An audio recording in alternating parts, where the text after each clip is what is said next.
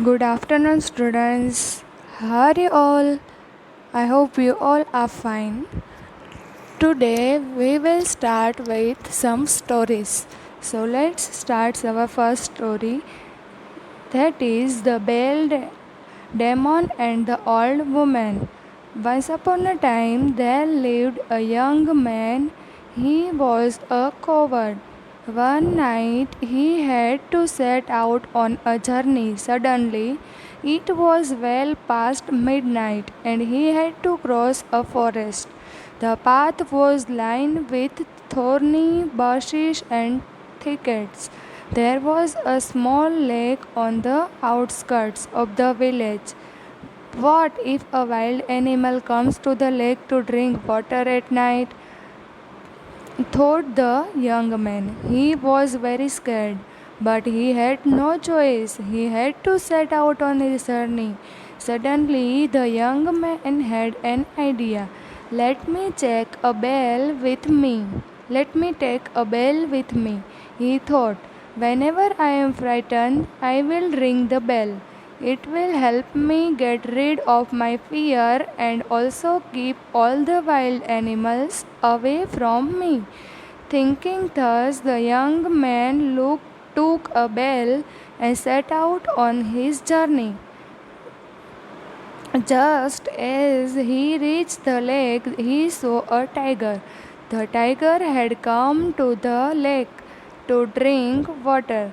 The young man was so frightened that he stood there like a statue. He forgot to ring the bell. He could not even think of running away from there.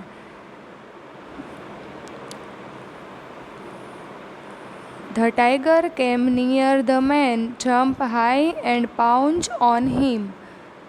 The young man was killed. The bell fell down next to where he lay dead.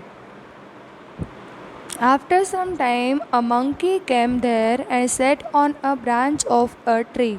It was a full moon night, and the brass bell was shining brightly in the moonlight. I can see something shining down there, said the monkey to himself. So he jumped down and took the bell in his hand. Ding dong went the bell. The monkey was excited. He again jumped on a branch and began to ring the bell. Ding dong. The people of the village heard the chime of the bell throughout the night. The sound seemed to come from the forest. The next morning they got the news of the young man's death. He is lying dead near the lake, said the man who brought the news. Someone remarked, I am sure that a bell demon has come to live in the forest. He kills men, drinks their blood, and then rings a bell. Soon the news of the bell demon spread like wildfire. The outskirts of the village became deserted. Nobody dared to leave the village. Everyone was scared of the bell demon. The bell demon might even come to live on the outskirts of our village, they thought. Meanwhile, the chime of the bell continued to be heard from the forest. Ding dong, ding dong. The people of the village sought their king's help. The king ordered his commander, go to the forest and kill the bell demon. The commander, who was also equally frightened, marched towards the forest with his army. After wandering for a long time, he returned empty handed. He said to the king, I think the bell demon possesses illusory powers. Whenever we tried to kill him, he disappeared. How can you kill someone whom you cannot even see? Then next, the commander's information about the bell demon spread throughout the village. At last, the king issued a proclamation: the one who kills the bell demon will be rewarded with 1,000 gold coins. Now it so happened that an old woman lived in a small cottage on the outskirts of the village. She thought, I have been living here for a long time now, but I have never seen any demon. So from where has this bell demon come? Let me find out what the matter is. I don't have many years to live. So even if the demon kills me, I am the least worried. The old woman roamed here and there. She looked around carefully, but there were no signs of the bell demon. She could not hear even a faint sound of a bell. Tired and disappointed, the old woman decided to return to her cottage. Suddenly, she heard the chimes. Ding dong, ding dong. The sound came from a tree. The old woman looked up in the tree, and what did she see? A monkey was seated in the tree. He had a brass bell in his hand. The old woman went to the king and said, I will kill the bell demon. Then you will get 10,000 gold coins, assured the king, and then added, even my commander and his brave soldiers could not kill the bell demon. How will an old woman like you kill him? The old woman smiled and said, I know magic. I can kill any demon with the power of my magic. She then went to the market and bought some fruits. Monkeys like grapes, she thought, and so she bought some grapes too. Carrying the basket of fruits and grapes on her head, the old woman went to the tree in which the monkey was sitting with the bell. Carrying the basket of fruits and grapes on her head, the old woman went to the tree in which the monkey was sitting with the bell. She quickly scattered the grapes on the ground. Soon many monkeys gathered to eat the grapes. One of them had the brass bell in his hands. The old woman went near that monkey and put all the fruits before him. The monkey put the bell aside and began to feast on the fruits. The old woman quickly put the bell into her basket and returned home. She then went to the king and said proudly, with the power of my magic, I have killed the bell demon, and this is the bell that belonged to him. Saying this, the old woman took out the brass bell from her basket and gave it to the king.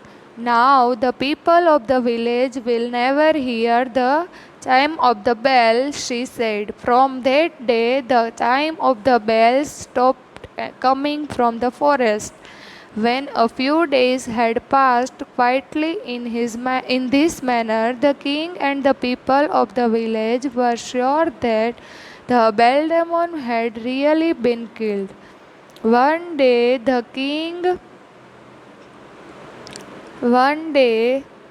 king sent for the old woman and praised her highly, as promised. He then ordered his minister, give this brave old woman the reward of 10,000 gold coins.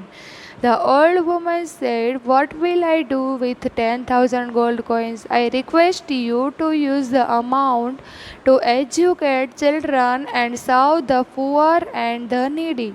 Everybody praised the old woman for her generosity and bravery.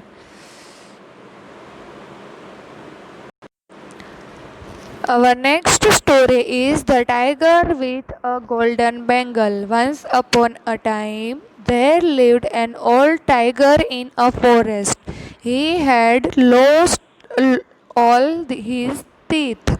He had become so weak that he could no longer run after his prey, pounce on it and kill it.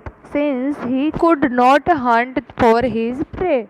He thought of a plan. After bathing in the river, the tiger took a golden bangle and stood on the banks of the river. O kind travelers, he would say loudly, take this golden bangle. A traveler passing by was lured by the tiger's offer. He looked at the tiger from a distance. The golden bangle glittered brightly in the sunlight. He was tempted to take it, but then he thought, should I trust the tiger? What if he kills me? Why should I put my life in danger? But again he looked at the tiger and the golden bangle, and his mind was filled with greed. This is pure gold, he thought. Look how brightly it glitters in the sun. The tiger said, if you bath in this river, I will donate this golden bangle to you. Without going near the tiger, the traveler asked, what if you kill me? How can I trust you? The tiger said, when I was young, I committed many evil deeds. I killed many men and animals. Hence, I lost my loved ones. I have no teeth. And look at my claws. They are so blunt. How can I kill anyone and eat him up? A saint had told me that I can atone for my sins by donating something, continued the tiger. When I was young, I killed many queens and their maids, but I had kept their ornaments with me, and now I am generously donating them. Gold is of no use to me, so I request you to take this golden bangle. Besides, today is Uttarayan, a good day to atone for one's sins by donating. The traveler started believing the tiger's story. Seeing this, the tiger pleaded, saying, in the past, I have committed many sins. Today, on the day of Uttarayana, please accept this donation and help me atone for my sins. The tiger realized that traveler has in two minds, so he said, I don't mind if you do not wish to accept the donation. Soon another traveler will pass this way and I will donate this golden bangle to him. Hearing these words, the traveler went a little closer to the tiger. The tiger stood there still, just like a statue. He said, have a dip in the river and accept the golden bangle. Although a little scared, the traveler went past the tiger and entered the river to have a bath. The bottom of the river was filled with mud. The traveler's legs were caught in it. He could not move at all. The more he tried to come out of the river, the more he sank into the mud. Seeing this, the tiger said, oh my God, you seem to be sinking in the mud. Come, I will help you to come out. The traveler stretched out his hand to the tiger. The tiger knew exactly where the mud was in the river, and he also knew how to swim. When the traveler saw the tiger coming towards him, for a moment he was hopeful of coming out safely. At the next, he would feel afraid of the tiger. He thought, in my greed for the golden bangle, I have made a mistake by trusting this tiger. As the traveler was thinking this, the tiger punched on him, killed him, and ate him up. Our next story is The Rich Mouse. In an old monastery there once lived a monk. His name was Tamarchuda. Every morning he took his bag and went out begging for alms. He ate whatever he got as alms and kept the leftovers in his bag. At night he hung his bag on a peg in his room and went to sleep peacefully. Every night many mice came out of their holes and ran about the room, but none could reach the bag, and so none could get anything to eat. So one day all the mice got together and went to Hiranyaka, their king. Tamarchuda the monk hangs his bag of alms very high on a peg. They all complained in chorus and added, "No matter how high we jump, we cannot reach that bag, so we do not get anything to eat. You are strong and mighty. If you help us, we all can have a grand feast every night." That night, Hiranyaka led all the mice to the monastery. They all entered Tamarchuda's room, and Hiranyaka looked at the bag which was hanging high from the peg.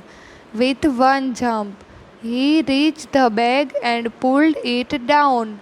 He scattered all the food on the floor for the mice to feast on. After the mice had filled their stomachs, Hiranyaka also ate some food. Now this became a daily routine for Hiranyaka and the mice. Tamarchuda was soon fed up of the mice. One day a monk car came to the Tamarchuda his monastery. At night both the friends lie down talking with each other. While they were talking, Tamarchuda kept banging a big stick on the floor. Bang, bang. Tamarchuda's friend was surprised. He said, "Friend, you are not paying attention to what I am saying. Why do you keep banging that stick?" Tamarchuda said, "What else can I do, friend? Every night a big mouse comes here along with many other mice. With one jump, he reaches my bag hanging on the peg and pulls it down. He then scatters the food on the floor. Then all the mice feast on the food. I am fed up of these mice, so I keep on banging this stick on the floor to scare them away." Tamarchuda's friend looked at the peg and said, "How can a mouse reach a peg so high? I don't believe this." "Well, tonight you can see it for yourself," said Tamarchuda. Both friends stopped talking and pretended to sleep quietly. After some time, they heard a faint sound. Both of them opened their eyes. The mice had arrived. They were led by their king Hiranyaka. With one jump, he pulled the bag down from the high peg. "Did you see that?" asked Tamarchuda to his friend. The moment the mice heard Tamarchuda's voice, they scampered away with fright. Tamarchuda's friend said, "Do you know where this mouse lives?" "No," said Tamarchuda. The friend said, "Some have the power of beauty, while others have the power of authority. There are some who enjoy the power of money. I am sure this mouse is very rich. It is the power of his wealth and makes him jump so high. Tomorrow morning we will find out where he lives." The next morning, Tamarchuda and his friend took a spade and set out in search of Hiranyaka's hole. They dug here and there and everywhere. A few mice ran out of their holes. Suddenly, a big cat came there. She punched on many mice and killed them. Some, however, managed to save their lives. They scampered hurriedly into the first hole they came across. After digging for some time, the two monks at last come to Hiranyaka's hole. As soon as they began to dig, Hiranyaka came out of the hole and ran fast to save his life. As they continued to dig further, they found an invaluable treasure. Tamarchuda was stunned, but now Hiranyaka, the king of mice, had lost all his wealth. Tamarchuda's friends said, "Now this will not be able to jump high enough to reach the peg." "Well, you can never say this mouse is no fool.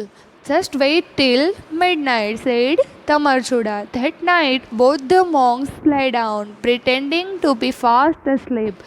Throughout the day, the mice had to run helter skelter to save their lives, and so they were very hungry. Both the monks were waiting for the mice to come into the room. Why haven't the mice come? They wondered, but suddenly Hiranyaka and his mice arrived there.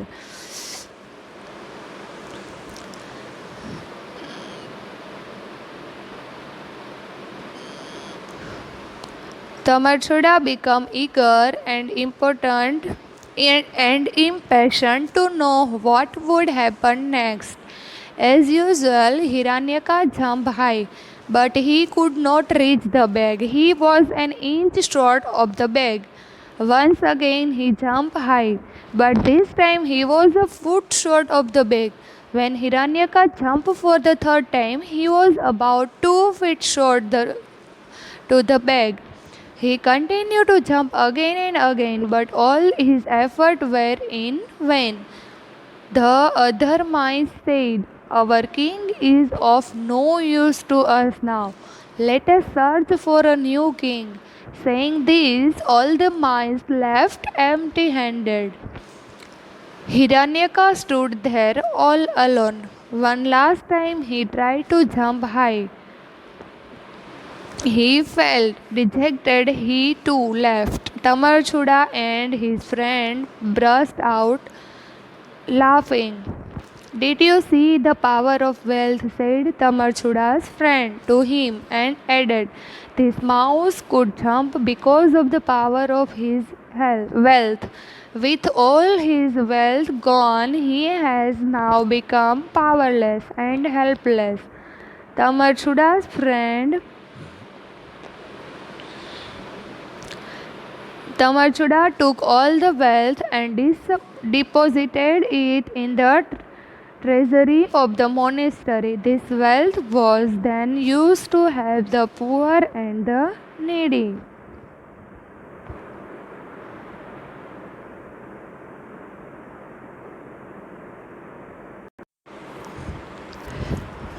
That's all for today. I hope you all have enjoyed today's lecture.